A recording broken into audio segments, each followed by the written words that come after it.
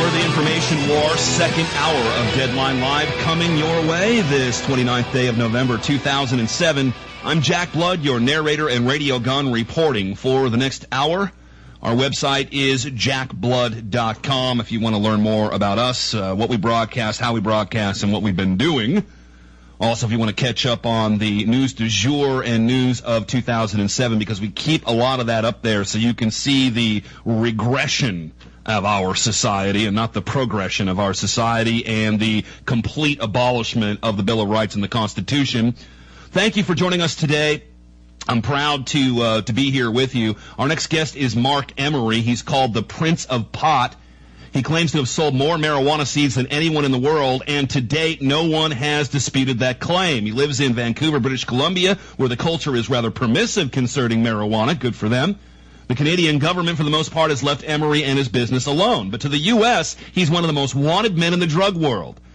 There was a 60 Minutes interview with Bob Simon reported in 2006 that officials in the DEA want him extradited to the United States. They want him in an American prison when they want him badly. In fact, he's been threatened with everything from the death penalty to life in prison. He's currently out on bond fighting this case from Canada.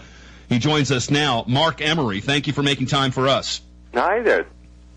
You know, Mark, I just got off the air earlier today on our program with a DEA agent who's now a whistleblower who says he'd like to help you and testify in your case if you need him. Wow, that would be awesome. And, of course, you know, sooner or later, we do get lots of police officers helping me, ex-police officers, Barry Cooper, the people from Law Enforcement Against Prohibition, terribly sympathetic, always really nice to me when we meet.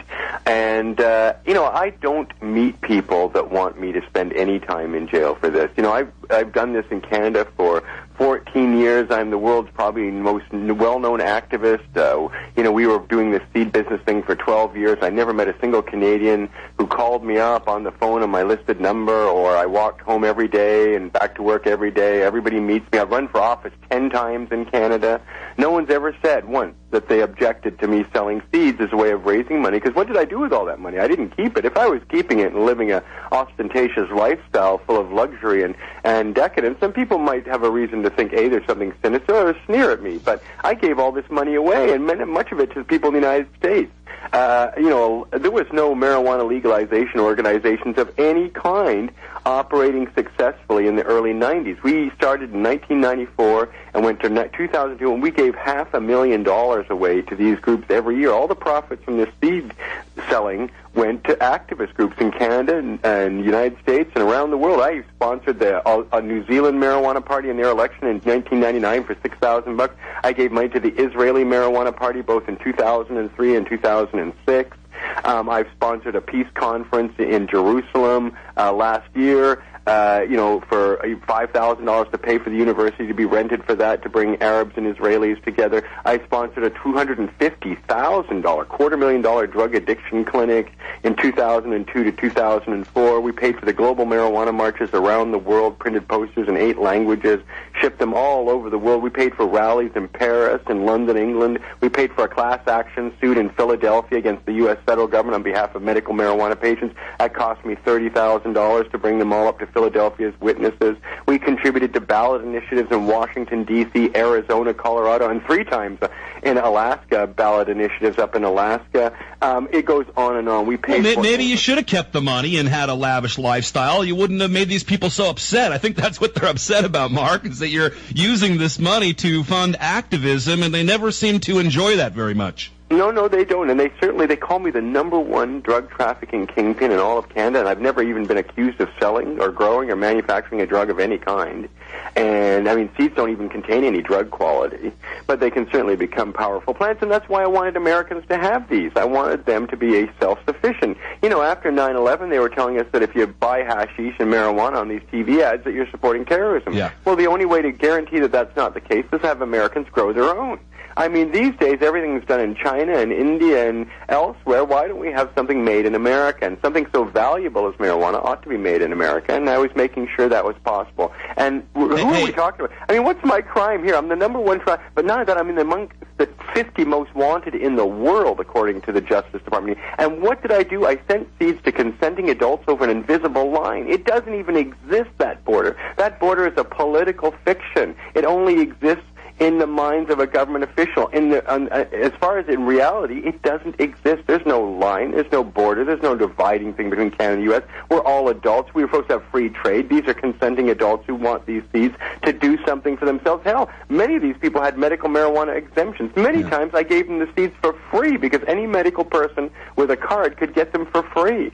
So, I mean, trying to make me look like some sinister guy is totally backfired. The national broadcaster in Canada just made a movie that they aired across the country that cost $250,000 to make, and they broadcast it 6 times last month in October, called Prince of Pot, U.S. versus Marc Emery. And you can see that on YouTube at youtube.com/Prince of Pot. It's in 5 parts. It looks great, and I had nothing to do with the movie, but I watched it, and it's a terrific thing. Well, Mark, you bring up a great point here. I mean, are we funding, the Mexican gangs by buying Mexican marijuana? And there's a story I just talked to my friend earlier about. I mean, 40%. The cannabis soaring 40% in Afghanistan. Should we be buying our pot from the Taliban, or should we be growing it our own? But they won't even let us grow tobacco here in the United States. You understand how rigid things are.